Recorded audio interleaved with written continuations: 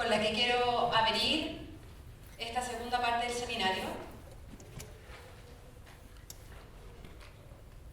con noticias, ¿sí? Poniéndonos un poco en contexto en qué está la inteligencia artificial en la vida cotidiana. The New York Times: el autoritarismo chino del futuro se basa en la alta tecnología.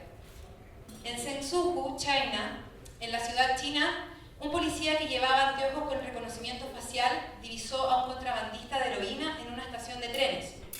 En Qingdao, una ciudad famosa por su herencia colonial alemana, cámaras que funcionan con inteligencia artificial ayudaron a que la policía atrapara a 2 decenas de sospechosos en medio de un enorme festival de cerveza que se celebra todos los años.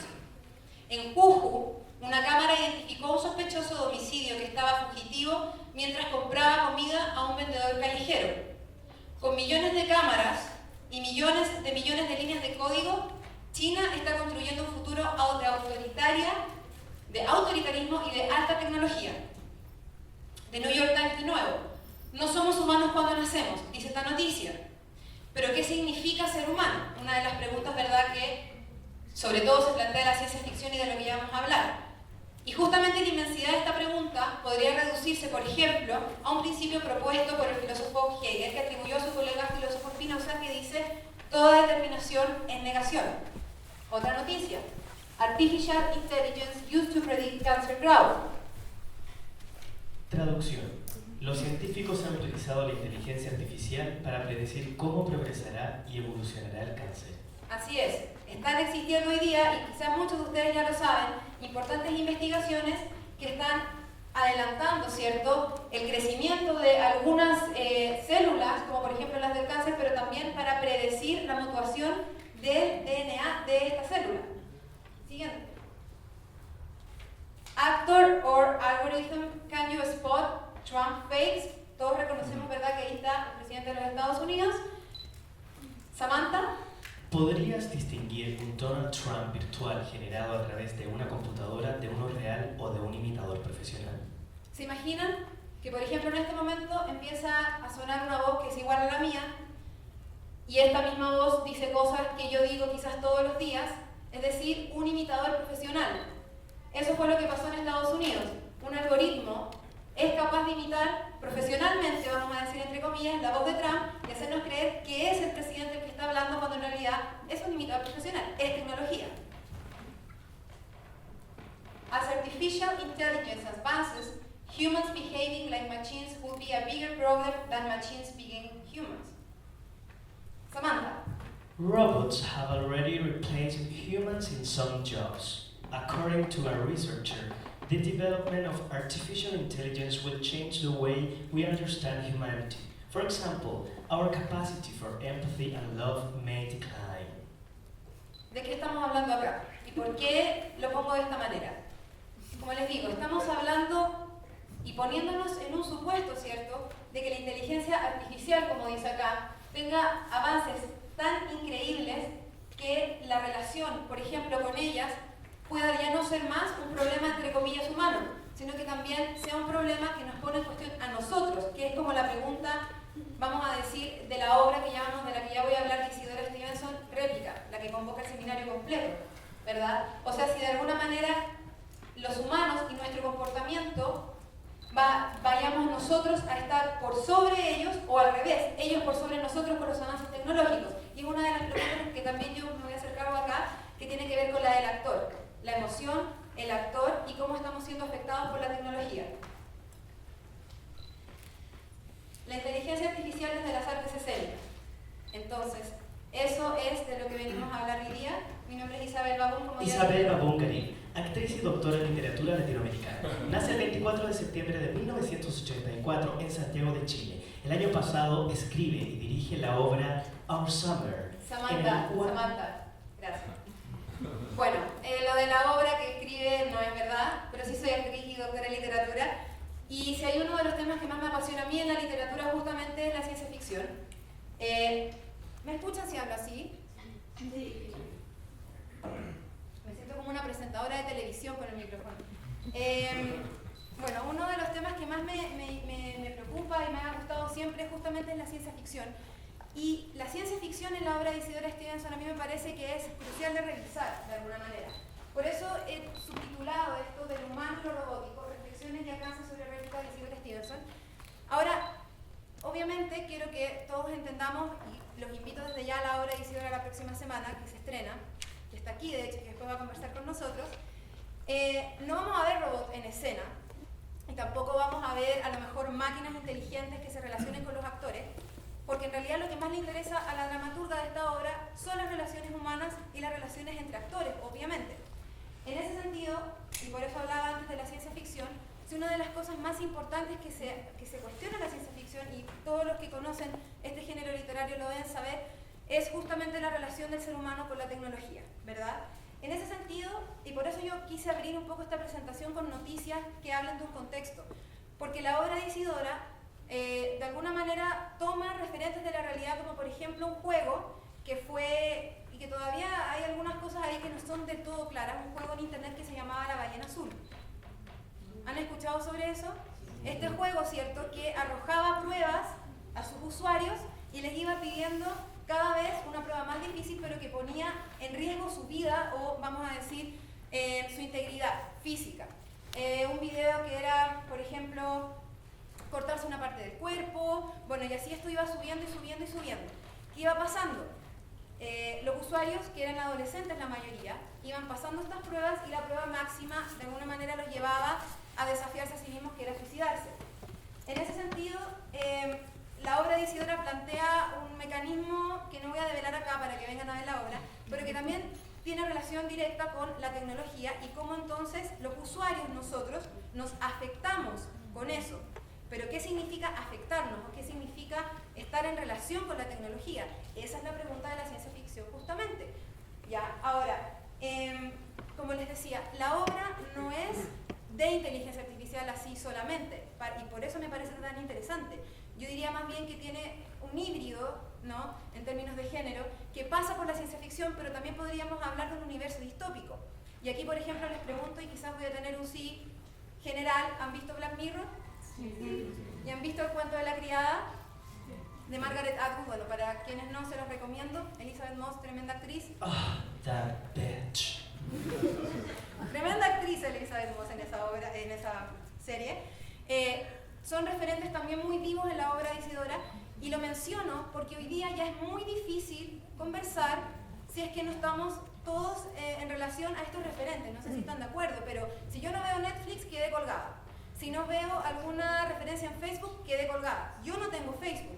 Y ya he tenido serias y álgidas discusiones con amigos por lo mismo, porque gran parte de la discusión social está ocurriendo hoy día en redes sociales, y si yo no soy parte de eso, entonces ¿de qué soy parte? ¿Dejo de ser parte de qué? Entonces, de alguna manera, vuelvo a la obra de Isidora, esa puesta en escena de relaciones o interrelaciones que están de alguna manera ordenadas u organizadas por un Big Data, es de lo que nos habla la obra y es también de lo que nos está hablando el contexto de hoy. ¿Sí? Entonces, en ese sentido, les hago una pregunta. ¿Qué nos hace humanos?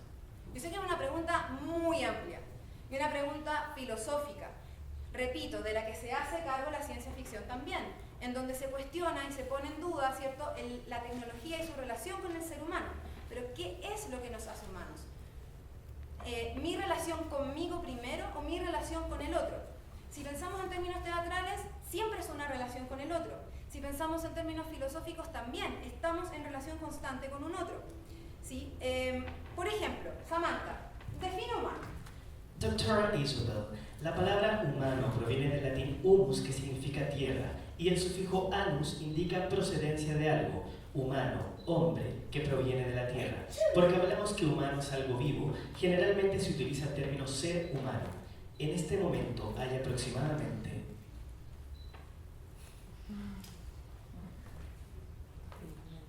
52 seres humanos en el auditorio, mirándote, escuchándote. Gracias, Samantha.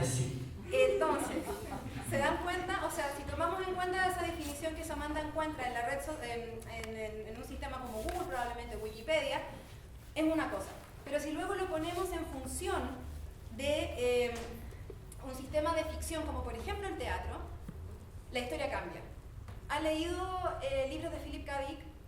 el gran escritor de ciencia ficción norteamericano de la época más o menos del 50, él escribió un libro que se llama Sueñan los androides con ovejas eléctricas. En inglés probablemente conocen su secuela, que es la película Blade Runner, ¿verdad?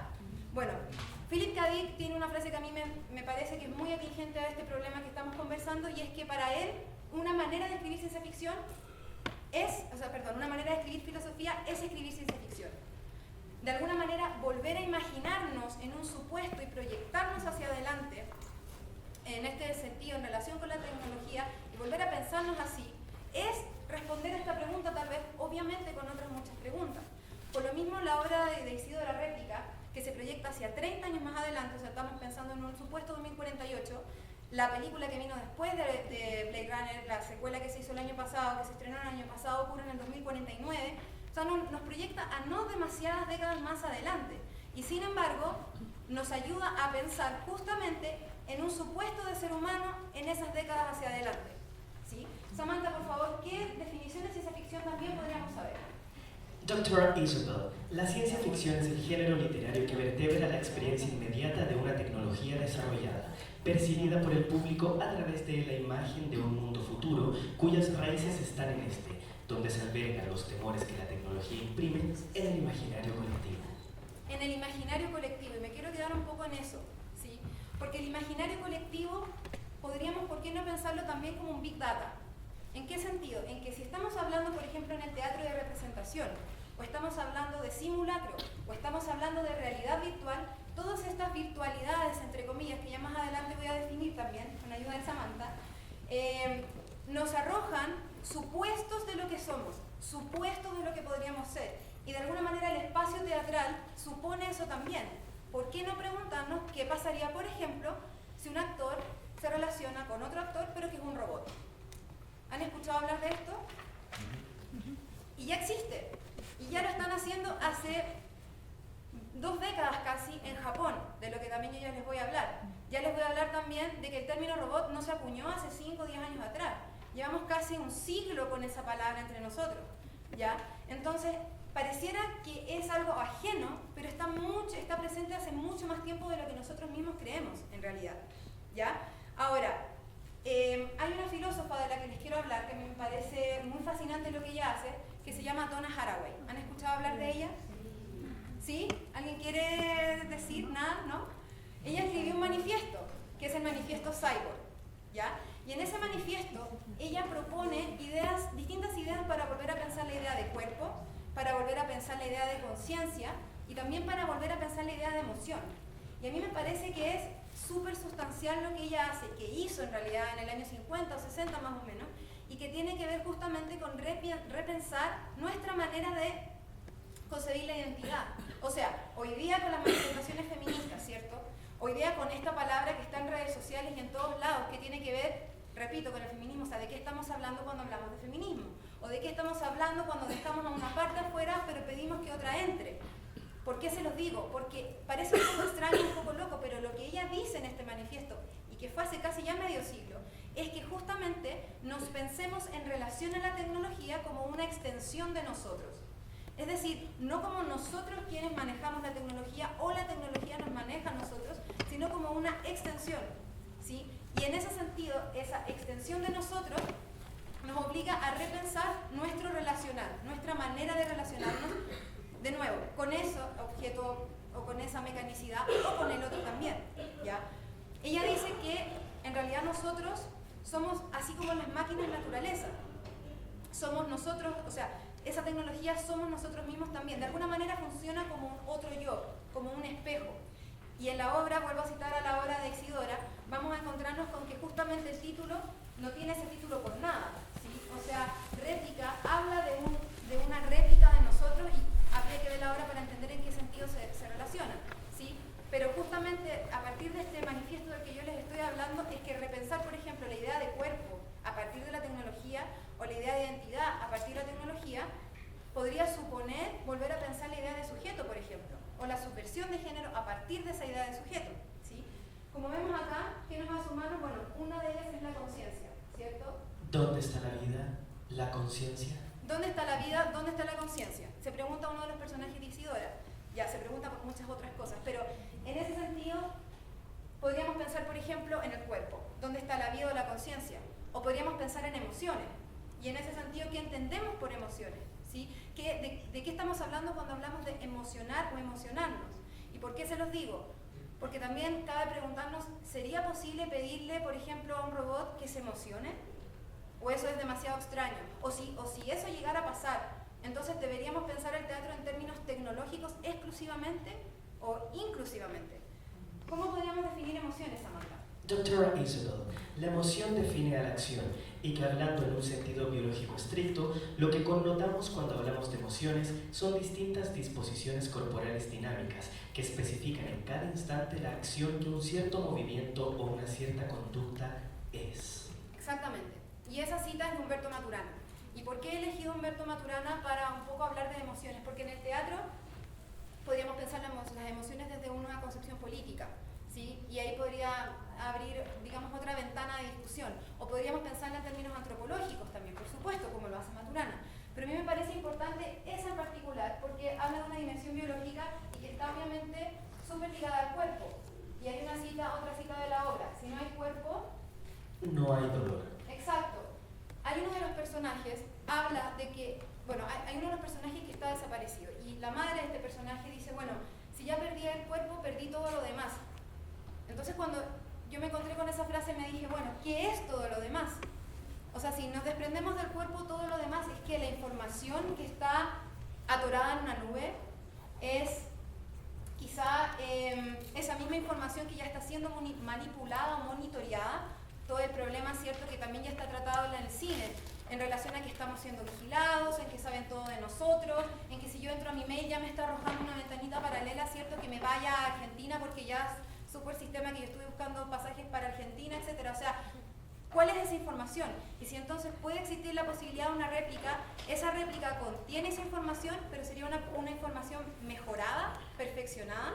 Bueno, esas son otras de las cosas de las que se hace cargo la obra de Isidora. Bueno, me cansé un poco, ¿por qué no hacemos un break, Samantha?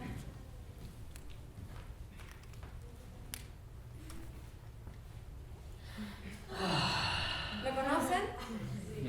¿Les suena conocido? Joaquin Phoenix, ¿saben en qué película? ¿Qué les pareció Her?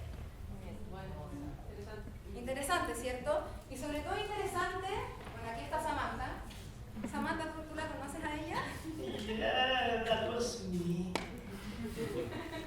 Bueno, hay una escena de esta película que me gustaría citar acá y que tiene que ver con, ¿se acuerdan cuando el sistema operativo está teniendo intimidad con Theodore? ¿Se acuerdan? Y ella dice, ¿qué dice Samantha? I can feel my skin. Puedo sentir mi piel. Y yo antes les estaba hablando de emociones. O sea, si por ejemplo nosotros pensamos que un sistema operativo inteligente ya puede, por ejemplo, dialogar con nosotros como si fuera un humano y dice, siento mi piel, entonces ¿dónde quedó la dimensión emocional? ¿Cómo podemos hablar de que una máquina sienta su cuerpo si no es consciente de su cuerpo o es consciente de su cuerpo? Hoy día en la mañana escuchábamos la primera, digamos, la que abría el seminario, la primera charla que abría el seminario, se discutía la idea de conciencia. Y quizás no hay una definición de conciencia, vamos a decir, universal con la que todos estemos contentos. Probablemente van a seguir existiendo una y otra más. Pero lo que a mí sí me pareció importante ahí, de lo que se discutía, es que el cuerpo siente, bueno, eso lo sabemos, pero no es lo mismo que cuando el cuerpo se emociona. O sea, el cuerpo siente la temperatura de este lugar, la temperatura de mi cuerpo, bueno, se siente a sí mismo, ¿no? Y en ese sentido, para que exista la conciencia, escuchaba en la mañana, es cuando la mente, ¿cierto?, se coordina con ese sector, ¿no?, del sentir de ese cuerpo y habría conciencia.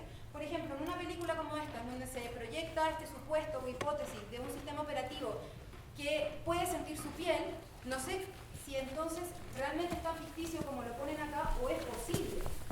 ¿Por qué lo digo? Porque más adelante, cuando yo les hable de qué obras de teatro han incorporado robots en escena o inteligencia artificial directamente en escena, son preguntas que se están haciendo en laboratorios completos de investigación, si acaso las emociones son replicables y si acaso un robot, una máquina, puede llegar a sentir o imitar la sensación de ese sentir como nosotros. ¿Qué otra imagen tenemos? Pero eso, bueno, eso es Sayonara, no está adelante, es la siguiente. Frankenstein. ¿Se acuerdan de este libro de Mary Shelley? Yo me vestí hoy día de Frankenstein. Lo que pasa es que cumplimos 200 años de ese libro. En 1818 Mary Shelley escribe este libro. ¿Y por qué me parece interesante volver a ella? Porque no solo una referencia, ahí después Isidora nos puede decir un poco más, hablo como si no estuvieras acá y está ahí, sobre este libro, no solo porque, bueno, a propósito de que fue escrito por una mujer, y que también voy a hablar de eso después, pero la obra de Isidora abre sin duda un capítulo nuevo en el teatro en este momento contemporáneo en Chile, porque de ciencia ficción o de inteligencia artificial en el teatro de nuestro país hay muy poco, hay performance, en donde se incorpora la tecnología, se incorporan sistemas electrónicos, etc. Pero directamente de inteligencia artificial no. Y en esta época, 1800, tampoco había habido nada de este tipo, ¿sí? Y la idea de monstruo, a partir de lo que yo les contaba de Donna Haraway y el manifiesto Cyborg, es muy interesante de revisar de nuevo, porque nos habla de un híbrido. Y un híbrido en ese sentido, yo les pido lo pensemos en toda su amplitud. Un híbrido en términos de nuevo, de construcción o deconstrucción de identidad de sujeto, pero también en los géneros literarios, en el género teatral y en cualquier manifestación artística. O sea, me parece que parcelar los géneros literarios o parcelar los géneros artísticos, en esto le pertenece a este género o a este otro, hoy día eso ya estaría más o menos obsoleto, que es lo que dice Haraway también en su manifiesto, que el cuerpo y el género son dos concepciones obsoletas. Yo quedé con los ojos muy abiertos cuando me encontré con esa cita. Siguiente imagen. Bueno, ¿y esa imagen? Eres tú, Isabel. No, esa no soy yo, esa es mi hermana Sofía. No, Isabel. En la fotografía estás tú.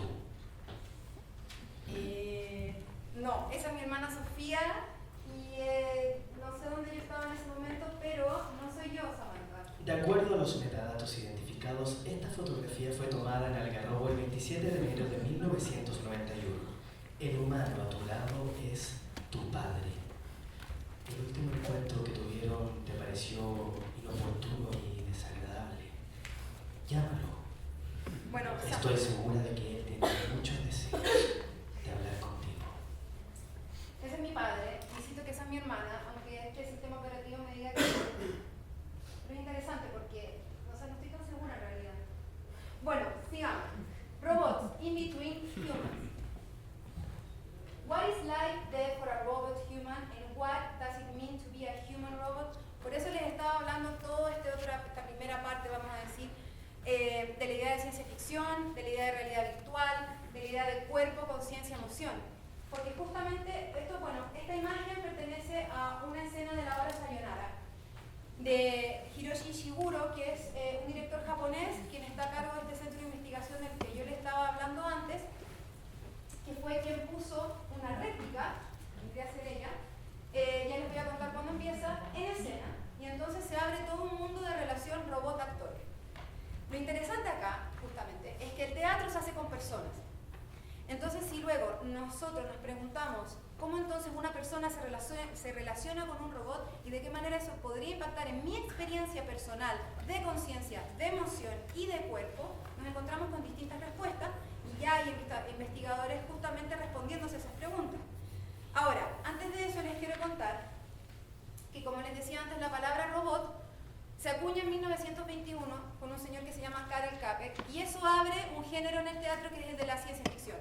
Y ese mismo año se estrena una obra en Praga que tiene las siglas RUR, y ahí es entonces cuando el robot aparece, vamos a decir, por primera vez en escena, pero no es un robot como ese, que es un robot electrónico, una máquina, sino que es un robot que intentó ser construido con material orgánico para imitar lo más posible de cómo estamos, de qué estamos constituidos nosotros los seres humanos.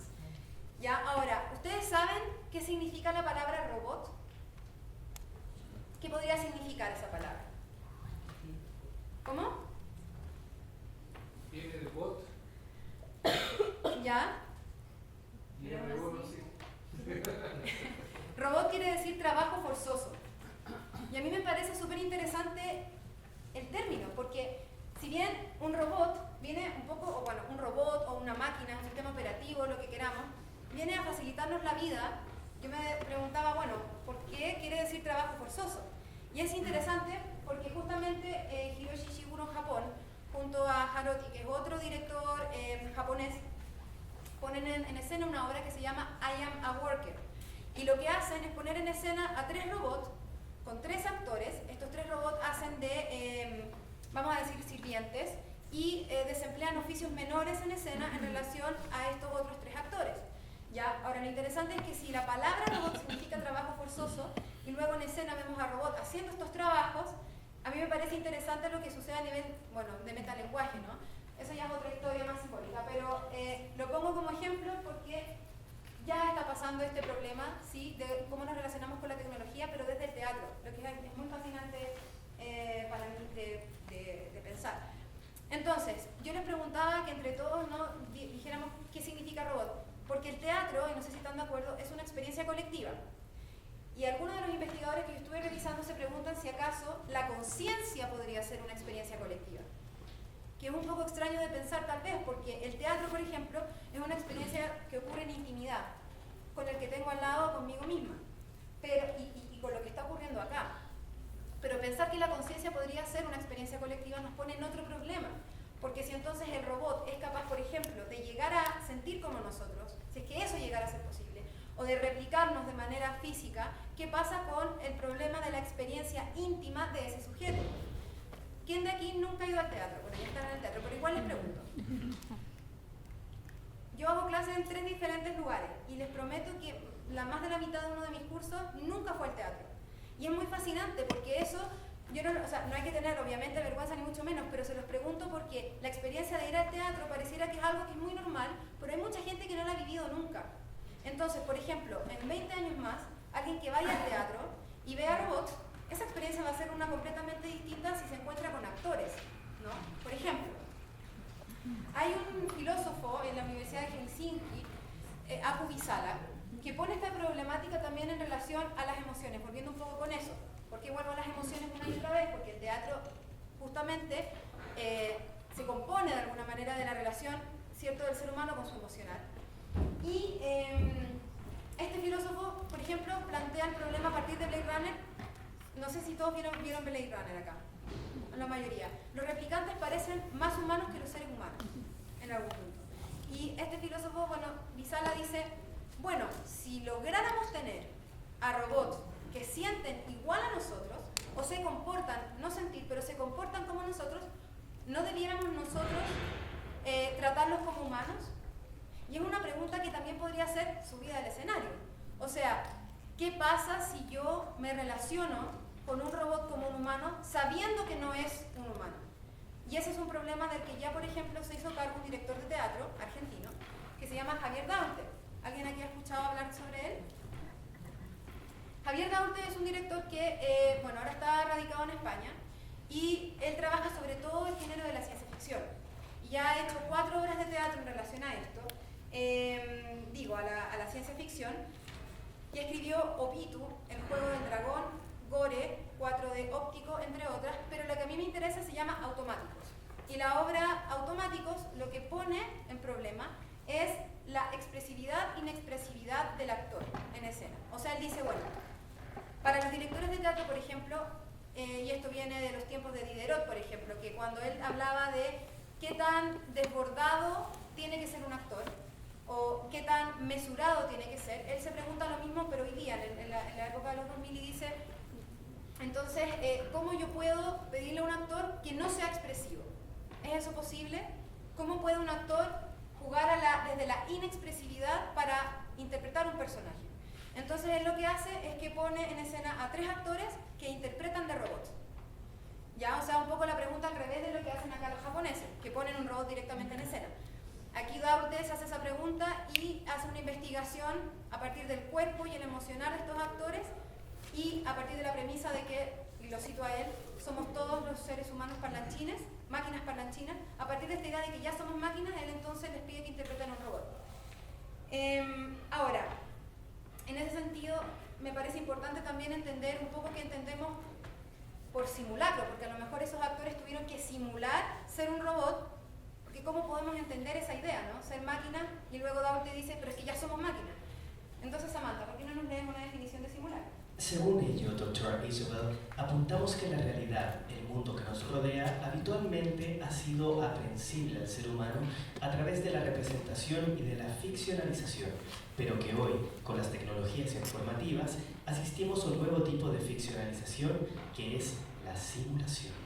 Exacto. O sea, a partir de la simulación, hay un libro de Teresa López Pelliza que se llama Espacio Virtual, Espacio y Realidad Virtual.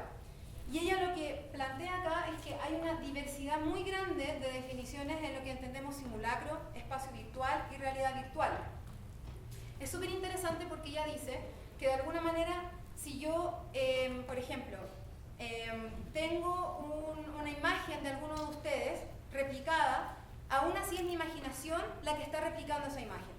¿Se entiende? Entonces estamos constantemente haciendo réplicas a partir de imaginarios que contenemos cada uno de nosotros, y a partir de esa información es que creamos esa ficción. Entonces de nuevo está el juego en relación al teatro, ¿no? Es decir, hasta qué punto estamos replicando algo a partir de lo que cada uno sabe y hasta qué punto es ficción. Pero con el tema de la inteligencia artificial eso ya queda un poco, y les pregunto a ustedes también, o sea, ¿la inteligencia artificial acorta esa brecha de imaginación o la amplía al darnos una respuesta, por ejemplo? Es decir, ¿qué tan originales o creativos, por ejemplo, podríamos ser al relacionarnos con un robot si quien tengo al frente ya es una máquina que en sí misma ya responde a un mecanismo que es de por sí, vamos a decir, estricto, ¿no? Tiene su propia mecanicidad. De hecho, hay uno de los personajes de Isidora en la obra que dice: las máquinas no se equivocan nunca. ¿Es así, Samantha? Sí, doctora Isabel. Bueno, en el supuesto que no se equivocaran nunca, es interesante porque en el escenario justamente ocurren muchos imprevistos. Actuar con un robot quizás podría venir a salvarnos un poco la vida en ese sentido, no sé. Teresa López Pelliza se pregunta en su investigación justamente si acaso el actor ideal es un robot. A mí eso me parece muy interesante discutir. ¿Por qué podría ser un robot el actor ideal? Y es tal cual esta cita. Ella lo plantea justamente porque el robot podría estar bajo total control y dominio del director, por ejemplo, dice ella. Y si está bajo el dominio del director, entonces estaría haciendo su oficio de actor de una manera, entre comillas, controlada. Pero ¿queremos eso en el teatro, tener el control de los actores? Quizás es una pregunta que habría que plantearse. O sea, ¿de qué manera la inteligencia artificial entra en las artes escénicas o de qué manera nosotros desde este lugar la estamos dejando fuera? Bueno, otra de las cosas interesantes que me parece importante destacar, volviendo al tema del género y Donna Haraway que yo les estaba hablando, justamente, es que la hibridación en ese sentido del cyborg, para los que ya están familiarizados con esa palabra, de alguna manera adelanta lo que está pasando, vuelvo a Japón, con las investigaciones que se están haciendo.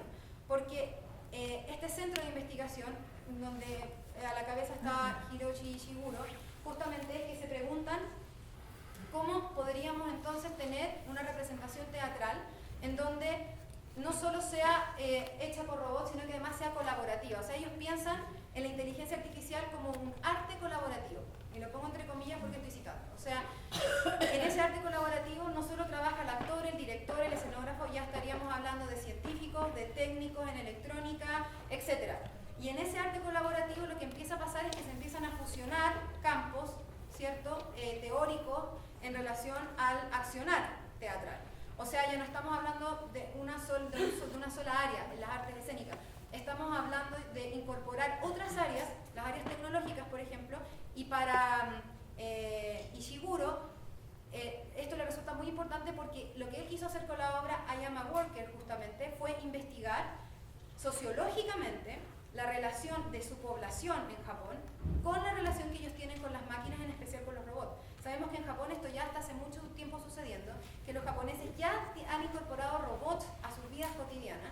Por lo tanto, él se pregunta esto y lo quiere llevar a escena justamente el lugar o el espacio en donde la representación de la vida cotidiana ocurre, y él lo hace justamente subiendo a escena un robot.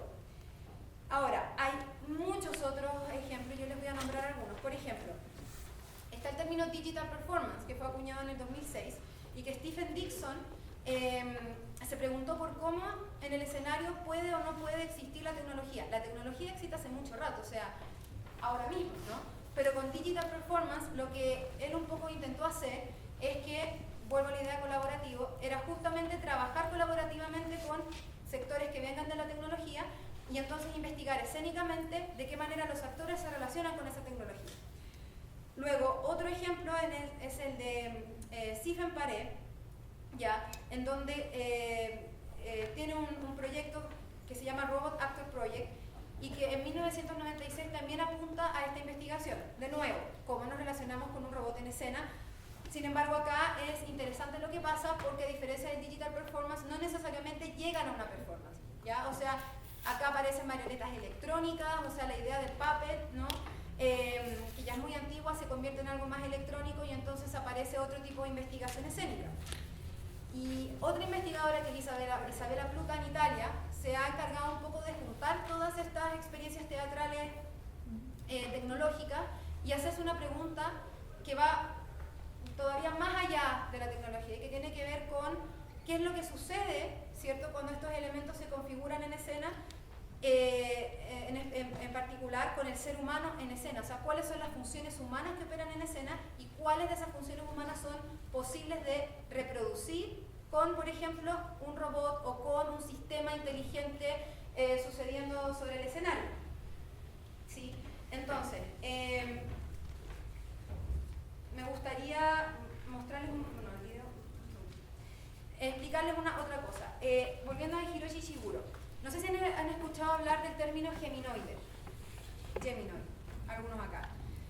Geminoid es algo que inventó Hiroshi Ishiguro, ¿ya? Y que quiere decir en inglés twin, o sea, gemelo o doble, y que su posfijo oid quiere decir similitud. ¿Qué quiere decir esta palabra? Es que Ishiguro lo que hizo fue replicar a su hija de 4 años, ¿ya?, en un robot. ¿Y cómo lo hizo? Exactamente replicando la cantidad de parpadeos que tenía ella, exactamente sus aspectos faciales, y no solo sus aspectos, o sea, también su gestualidad, ¿ya? Y con esto tiene piel sintética, se encargó de que la réplica fuera exactamente igual a ella. Como si esto fuera poco, después hizo otro geminoide, ¿ya?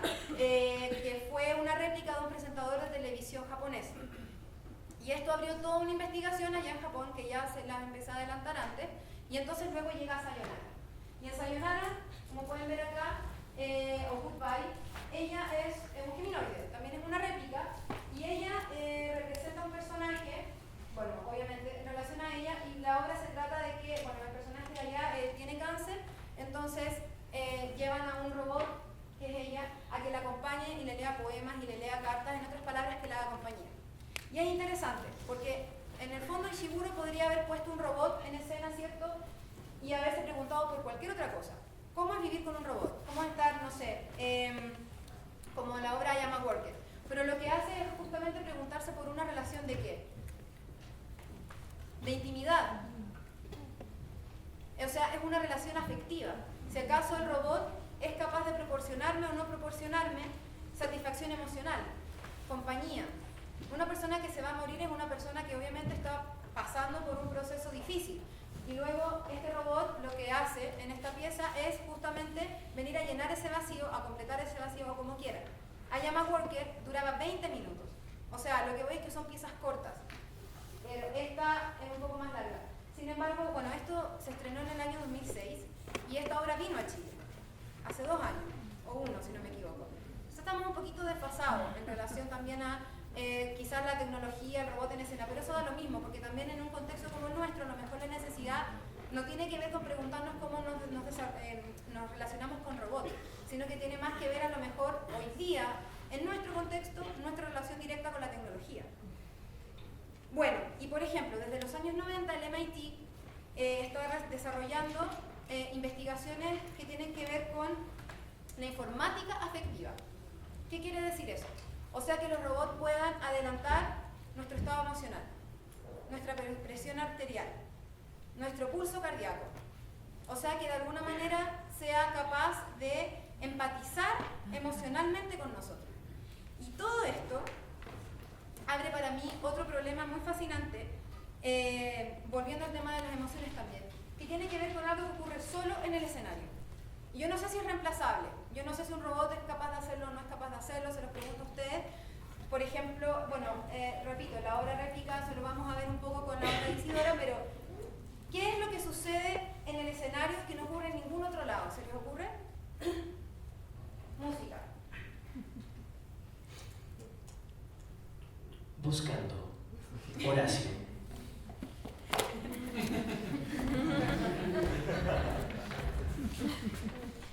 Ellos no son robots. Pero a mí me parece genial que estas cosas puedan suceder. ¿Alguien vio Sayonara? Sí. ¿Sí? ¿Qué les pareció? Interesante en ciertos aspectos. Igual, obviamente, uno va con una expectativa Súper grande. súper grande y resulta ser menor y todo, pero quizás tiene que ver con ese desfase que hablas tú respecto al momento en que llega y cómo hemos recibido la información desde la serie o las películas que no generan Exacto. una mayor expectativa respecto al desempeño del robot. Exactamente. Sí. Me pasa que un robot no puede pasar un trance, que digamos. Que siento que depende igual del estilo de teatro que estemos hablando. No sé si un robot puede entender quizá una metodología brechtiana o arfudiana. Bueno, Eso es súper interesante. Un segundo, claro, porque ahí estamos hablando de, exacto, de metodologías del actor, ¿cierto? Me estoy adelantando un poco a la estructura de la charla conversando, pero exactamente, o sea, a lo mejor con el robot ya no nos estaríamos preguntando en relación, ¿cierto?, a qué tipo de actuación le pedimos a un robot o no. O sea, ahí, como por eso yo contaba el contexto de Japón. Esto sucede porque allá, en la sociedad japonesa, los robots ya entraron a las casas de las personas. Acá estamos recién entendiendo qué significa, aunque ustedes no lo crean, pero es que es así, qué significa estar conectado el 100% del tiempo con la tecnología. Sí. A mí me pareció cuando vi la obra que lo más interesante era efectivamente ver la dimensión de objeto del robot y el efecto que producía en el público de humanización. O sea, uno entraba en el juego de humanizar y luego había una parte que me parecía genial es cuando apagan al androide, ¿no? Y ahí uno entraba y caía en cuenta de la dimensión de objeto de ese aparato, ¿no? de esa máquina. Sí, entonces, a diferencia de la otra opinión, me parecía que sí había una espectacularidad muy potente. Y por cierto, también se producía una especie de efecto B, en el que uno se salía de la ficción que se había construido y pensaba de nuevo el objeto androide como objeto y no como una personalidad activa, ¿no? Ni siquiera como algo que fuera capaz de interactuar. Entonces ahí yo volví a la idea de que realmente lo que humanizaba al androide era su dato, en el fondo su recolección de poemas, ¿no? Y en el fondo los poemas nada tenían que ver con el objeto, sino con aquellos que eventualmente escribían. Entonces, bueno. There's a device here. Bueno, esa relación con el objeto, ¿cierto?, es justamente lo que se cuestiona dentro de esta investigación cuando lo ponen en escena. Por lo que tú dices, exacto, la elección de las cartas son las que justamente tendrían a construir el puente afectivo y emotivo con el ser humano, porque también podrían haber sido dos robots. Entonces, justamente esa relación con el objeto es, y te agradezco la pregunta porque ¿me ayuda la música, por favor? ¿Sama? Música. A preguntarles si han escuchado esto alguna vez. Van a entender por qué.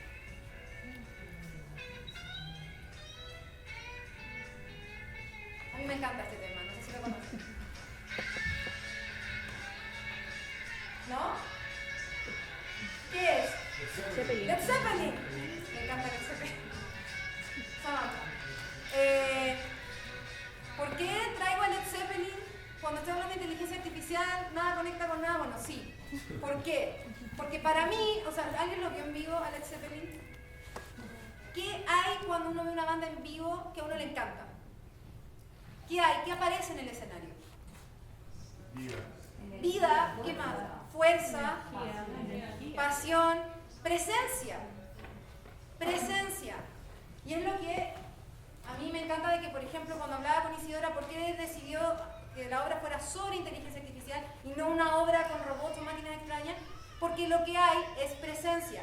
¿Y por qué lo destaco? La palabra presencia no se refiere, al menos no principalmente, a una relación temporal con el mundo de los objetos, sino a una relación espacial con el mismo. Algo que está presente se supone tangible a las manos humanas, lo que implica que puede tener impacto inmediato en los cuerpos humanos. Impacto inmediato en los cuerpos humanos. Eso es lo que pasa con la presencia. O sea, si hay algo que está vivo en el escenario, impacta inmediatamente con nosotros. Y como decía, perdona tu nombre, Silvana, si lo que tengo al frente es un objeto, y lo digo como una pregunta, yo no tengo obviamente la respuesta, pero ¿me impacta de la misma manera que me impacta un ser vivo? No sabemos. O sea, según Maturana, y por eso yo ponía esa definición de emociones, la emoción precede el lenguaje, es constitutivo a lo animal. Por lo tanto, si precede el lenguaje, estamos hablando de que es algo orgánico del ser humano. Por lo tanto, ahí yo me hago la pregunta. Entonces, ¿podemos poner presencia? Horacio. Entonces, dentro de las conclusiones que saca este centro que yo les contaba, el MIT, en relación a la tecnología y a los robots en escena, dentro de esta investigación que también yo les contaba, que tiene que ver con la informática de la afección o de las emociones, una de las preguntas que todavía queda sin responder es si acaso la presencia es replicable. Si acaso la presencia, nosotros podemos encontrarla como un símil más allá de lo humano. Bueno, estamos repasando la presentación completa. Y a mí me gustaría ir concluyendo un poco la presentación con algunas preguntas tentativas, ¿no? Y por eso insisto que cuando vean la obra la próxima semana ustedes van a tener sus propias preguntas, pero una de ellas es, ¿realmente somos conscientes de qué tipo de relación estamos teniendo o no con la tecnología? O sea, somos conscientes no solamente de cuántas horas al día yo utilizo conectada al computador o de qué manera, no. Me refiero a si somos conscientes mientras estamos en relación con la tecnología. ¿Sí? Un segundo. También les pregunto, y esto también para todos, o sea, pensar las artes escénicas en Chile hoy día, en el contexto en el que estamos, no es solamente una discusión que tiene que ocurrir entre actores y directores de teatro. Ojalá fuera una discusión totalmente colectiva. ¿Por qué? Porque de nuevo, o sea, la presencia que ocurra acá es un reflejo de alguna manera de lo que está pasando allá. Por eso esta presentación yo la comencé con noticias del The New York Times, del BBC, etc. ¿Por qué? Porque estamos replicando constantemente o ficcionalizando una realidad que es común para todos.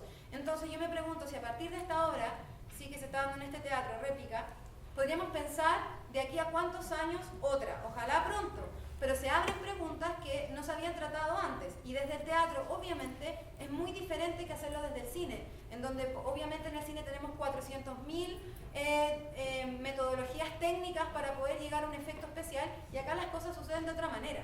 Pero eso es propio del teatro también. Entonces, ¿cómo estamos pensando en la tecnología? ¿Cómo estamos pensando en la inteligencia artificial en nuestra vida cotidiana y cómo está impactando acá? Y si acaso es posible volver a pensar en la relación con el objeto, vamos a ampliarlo más allá de la inteligencia artificial, mecánico o tecnológico en las artes, y de qué manera eso entra y de qué manera eso sale. Sí.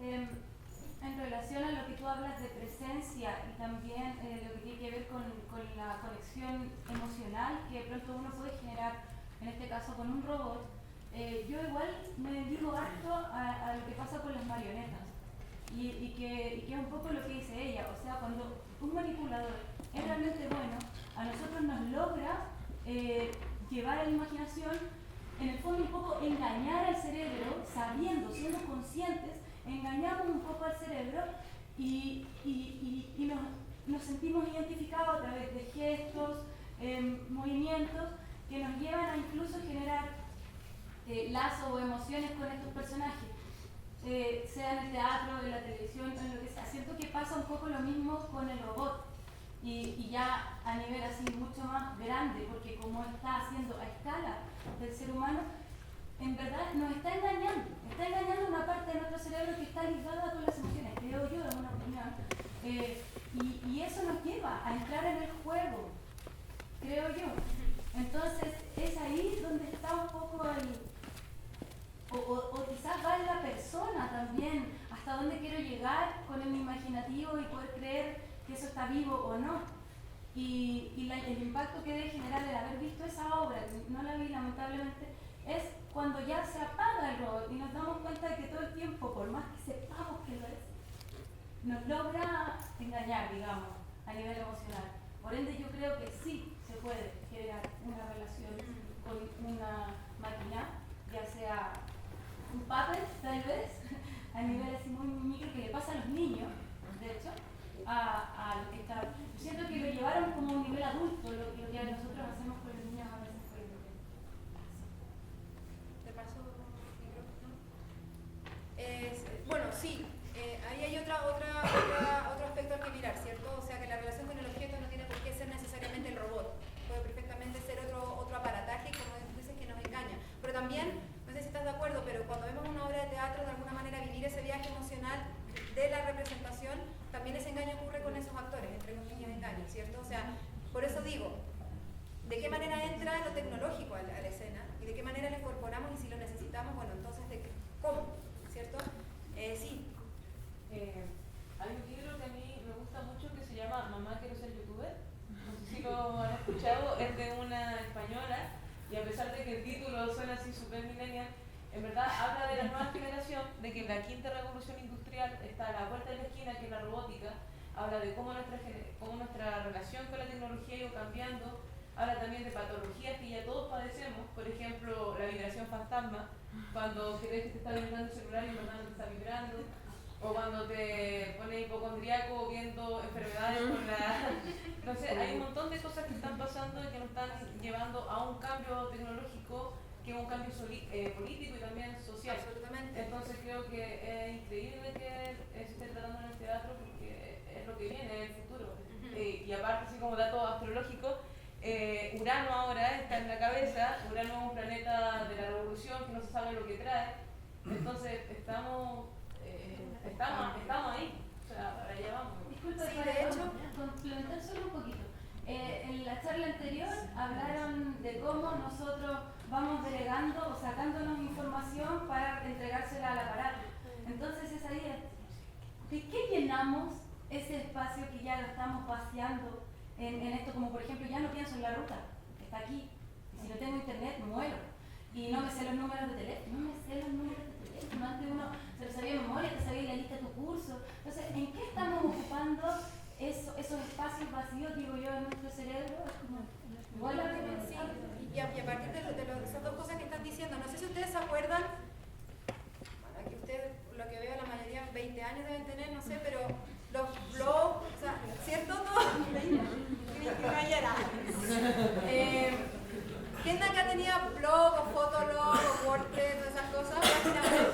¿Se acuerdan cuando uno entraba a internet y uno navegaba? ¿Se acuerdan de esa palabra? Uno navegaba y uno ponía una palabra y encontraba un grupo. Y uno decía, por ejemplo, me gusta el patinaje. Entonces veo patinaje, y comparto. O me gusta la astrología, comparto eso. O me gustan las esquelas, no sé, lo que sea. Pero habían grupos y uno posteaba en el blog y tenía una cosa medio romántica o medio de... Era íntimo porque te dejaban post también ahí. Existe eso. Doctora Isabel, Un segundo. es tiempo de finalizar la presentación. Ya, un segundo. ¿Pero se acuerdan de eso? Ya, con esto cierro. ¿Por qué lo digo? Porque ahí había una relación mucho más participativa y activa en la red del usuario. Yo creaba mi red de navegación, yo creaba mis redes de búsqueda y yo creaba mis redes de amigos. Hoy día en Facebook nos aparece la información que supuestamente el sistema nos quiere administrar, pero ya no hay una participación activa, política si quieren, del usuario. Y a mí eso me parece, como decías tú, está absolutamente cambiando la relación de cómo también nos estamos relacionando con la tecnología. Bueno, muchas gracias, ojalá les haya gustado.